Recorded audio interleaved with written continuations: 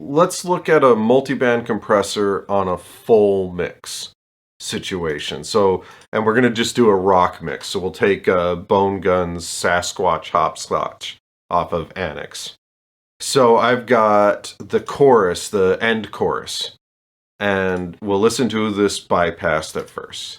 Got a sneaking suspicion I am not alone. An intuition.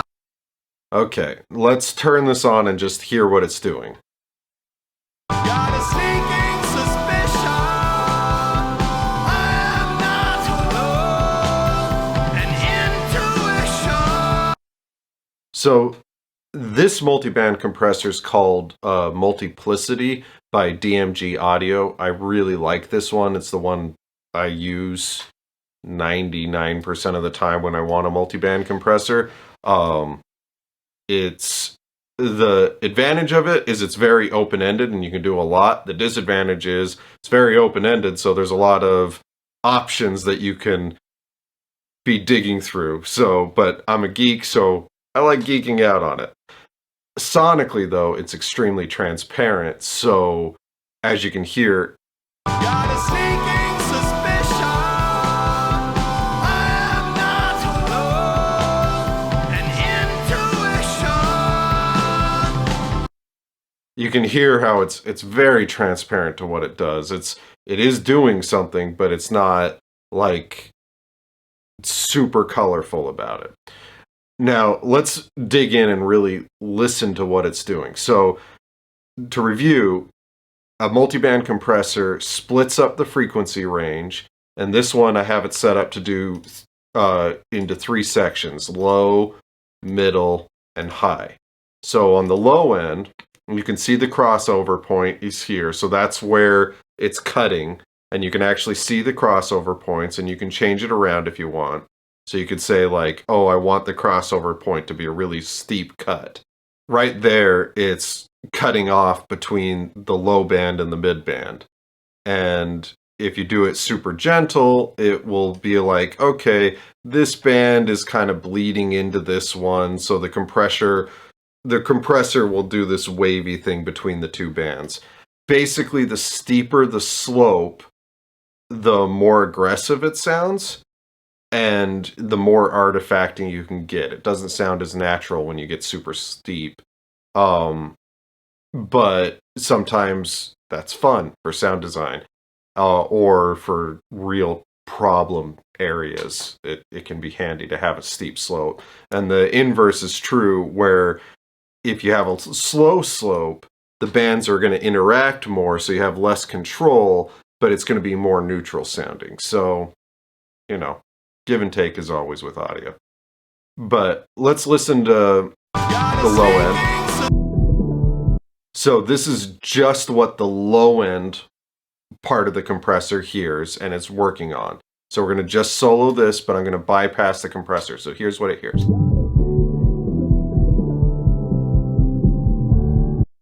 Now if I put the compressor in, you can hear what it's doing.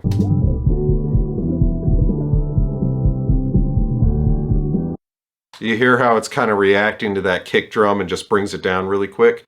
I have this pretty fast attack, and it's pretty fast release, so you don't hear it too much. I'm going to bring the threshold down so you can really hear it.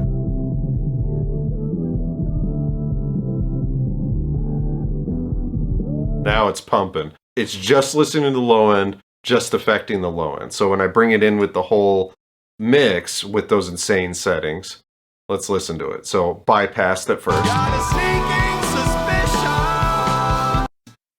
Now let's pop it in. Got a sneaking suspicion I am not alone. You hear how it just kills the low end all of a sudden. Every time that kick drum hits, it's just, oh, there's no low end. It sounds like the vocals come forward every time the kick drum hits. Got a sneaking suspicion I am not. Let's put it back into normal town. Got a sneaking suspicion I am not alone. all of a sudden the kick drum's back. You can see how easy it is to accidentally rebalance a mix with this. I'm going to show it even more in the middle band where the vocals sit. So I'll just solo it so you can hear.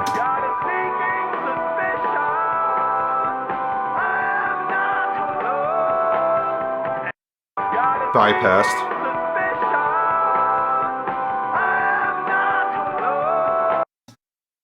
And then I put it in and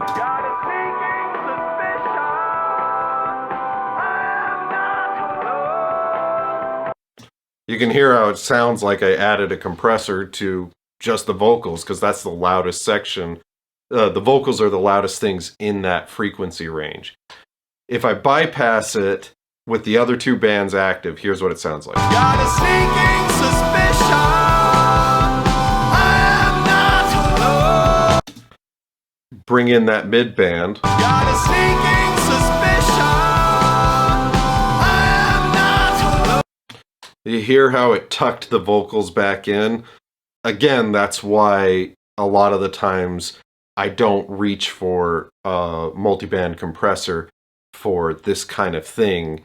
This is why you have to be careful with a multiband compressor, is you can accidentally rebalance an entire mix. So be careful with it. And a lot of the times, you don't even need them, especially with anything acoustic music. You don't really need them. If you did the mix stage properly, you don't really need that multiband compressor unless you're going for a super loud mix. So let's listen to something else. Let's hear it on a synthesizer. So we've got this little song I played on the Moog, and here's what it sounds like.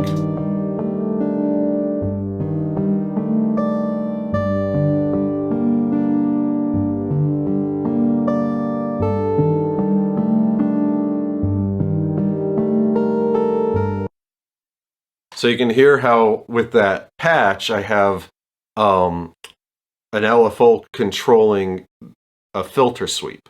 So there's a woof, woof, and it kind of gets a bit loud.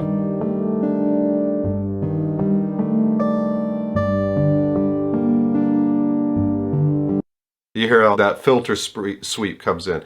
This is a perfect case for a multiband compressor. So if I unbypass it, listen to it now.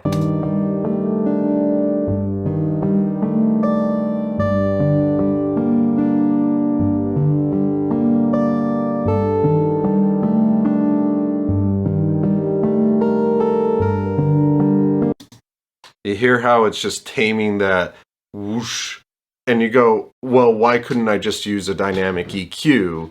And I could. To control just that thing, I could use a dynamic EQ on just that section. But if you listen, I've got high end, the melody, and then the low end kind of poking out every once in a while. So it's like the high end will poke on a couple of those notes, and then the low end, like the really low bass note, is a lot louder than the others. Let me bypass it again and listen to those two things. Listen to the low end and the high end, how they'll kind of poke out against each other, and it has this push and pull thing.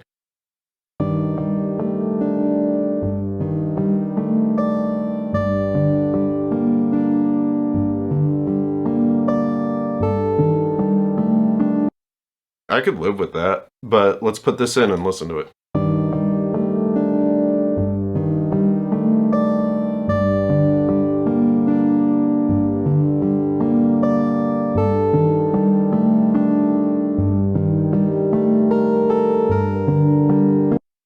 You hear how it just, everything's sitting together? It's kind of gelled a little better. This is a perfect example of why I like multibands for sound design stuff. Here's how you kind of tune that. I find the band of the thing that's causing the most issues, and right now it's that filter sweep. So we go, I'm going to just solo that. It's this, it's around that 280 hertz range.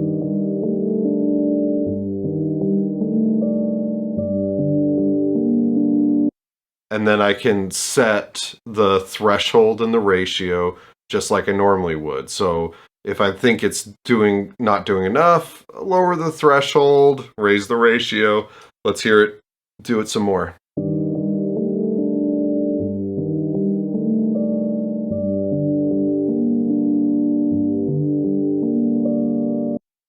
And the release is a little fast right now. It's kind of making the end of that swell come out a little more. So I'll slow down the release.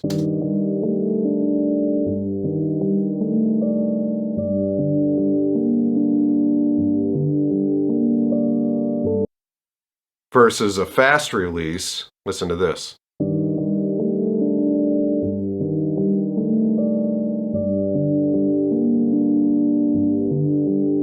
You can hear how it's kind of jittery, and you can see it even in the graphics on this one. But I'll keep the release that little slower. And so we like where that band's doing its thing. And then on the low end, let's listen to the low end.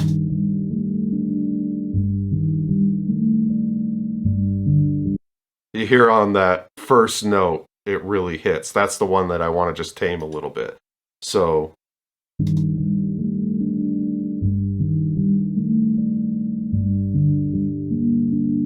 and this is set where I would want it, which is just really only reacting to that first note and only a little bit.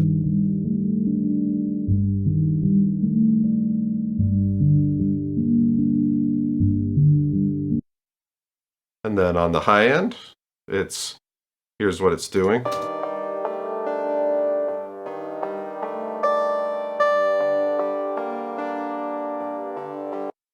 Unbypass it.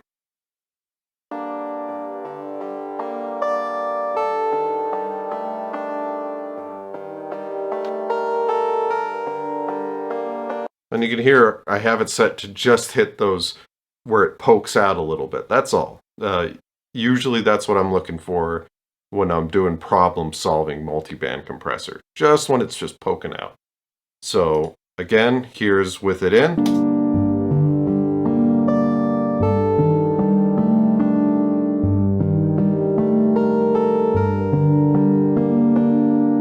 Without.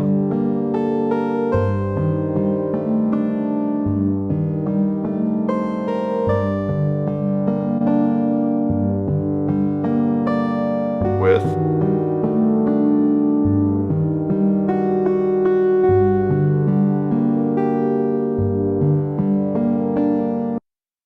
So there's a good example of how to use them. And I'll include this song in the lesson files. Well, it's not really a song. I'll include the little ditty in the lesson files. Here's another important thing on multiband compressors. So a good way to tune them and kind of get used to them, we'll put in some pink noise. Now, pink noise is equal noise at every octave. So white noise is equal noise at every frequency. So it's just a flat line of noise across the frequency spectrum. Pink noise is closer to how we hear frequencies, which is it takes a lot more energy for our ears to hear low end than it does for high end. So pink noise is more of a slant instead of a flat line. And I can actually show you what it looks like on the graph. So if we listen to it, it sounds like this. So you can see on the graph, so pink noise, you can see it is just, it's higher in the low end, lower in the high end. That's a tongue twister. Higher in the low end, lower in the high end. And it's a good way to kind of calibrate speakers and calibrate things like this because it's closer to how we hear than white noise. And this is an interesting thing about multiband compressors. So right now I just have our low, middle, and high, and I have them all set. I have this set to threshold -20, threshold -20, threshold -20, but they're all kind of reacting the same. You can see how it's like, oh, they're all just doing a little bit of gain reduction, but this isn't equal noise at equal frequencies. It's pink noise. It's equal noise at octaves, so it's a slope. And that's an important thing to keep in mind is a lot of the times most manufacturers will actually calibrate the way the threshold is closer to pink noise than white noise. And it's a little different, but it's a good test to do so you just understand how the numbers work, because and I like it that way because it's more intuitive, because I don't want to have to think, oh, I'm compressing high end, so the threshold's going to be a lot lower. I just want to be able to bring the threshold down and go, okay, this is what it is. So I like this personally. And you can see that it's reacting basically the same at the different frequencies. Now, I can show you another one, and I'm going to show you an interesting thing. So exact same pink noise, right? Same pink noise. And let's put these next to each other. So on multiplicity, I have 3 bands here. And you can see that the threshold is -20. The input trim is 3 dB, right? And there's a little bit of dancing going on, right? I bypass that, and this is the UAD precision multiband. I have input level of 3 dB, and I have a -20 on the threshold on all these. But I don't have any dancing going on. Why isn't it compressing? It's the same threshold as multiplicity. And if you're astute, or kind of hard to pick out if you don't know multibands that well, but you'll notice that this has 5 bands set up. So it's carving up the frequency spectrum 5 ways, versus this, I only carved it up 3 ways. So that means there's less energy per band. So each band has less stuff going on. So I actually need to raise the input gain quite a bit to get it to start dancing, because the frequency spectrum's been cut up so much. But even then, you'll notice that, well, it doesn't seem to be reacting equally. Like, I get a lot more compression happening in the low end and the high end, and the middle bands aren't reacting as much. And it's the same thing again, which is there's more info in this low band because it's a shelving, and the high band is a shelving, so there's just more energy going on in those. And the middle bands, you can see, are smaller bands. There's just less. That's a smaller section of the frequency spectrum. So of course it's not going to react as much because there's not as much going on in there. And that's something to keep in mind. If you make this band wider, it's going to react more because all of a sudden it's got more going on in it. If I make it narrow, then it's not going to react much at all. And this one's going to react more. And it's important to keep in mind where your crossovers are because of that. You are changing how the threshold is listening to when to turn the audio down. So when you change the crossover points like this, and you change how big a section is, you got to go back and readjust your thresholds. And the same thing is true in multiplicity. If I make this a 5 band, just like I had in the UAD one, you can see how it's not reacting as much anymore, even when I bring it down to 20 and put these up to 2. Because again, each band has less information it's dealing with. So you can see even the low end, it's just not reacting the same, or the high end, because there's just less information. So I have to bring up that input trim to start getting it to dance around. And then, of course, you should bring up your output trim to volume match. But this is the important thing to remember, is how many bands I have going and where those crossover points affects all my settings for the thresholds and everything. So you got to keep that in mind, or else you're going to end up chasing your tail all the time going, why doesn't it sound right?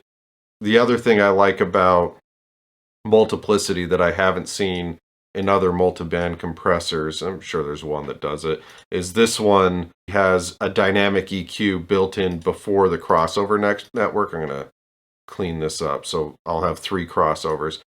You can set up a multiband EQ before or after the crossover compressors, the crossover section. And that way, if there's a trouble part I want to be surgical about, I can just be surgical with my dynamic EQ filter. Then it goes into the crossover network.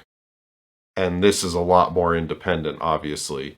And it can act just as a normal EQ, and I don't even have to have a ratio on it. Or I could have an inverse ratio or whatever. I can do all sorts of fun things. So inverse ratio, so now it's an expander. Or you can do lots of fun things. Have some fun with it.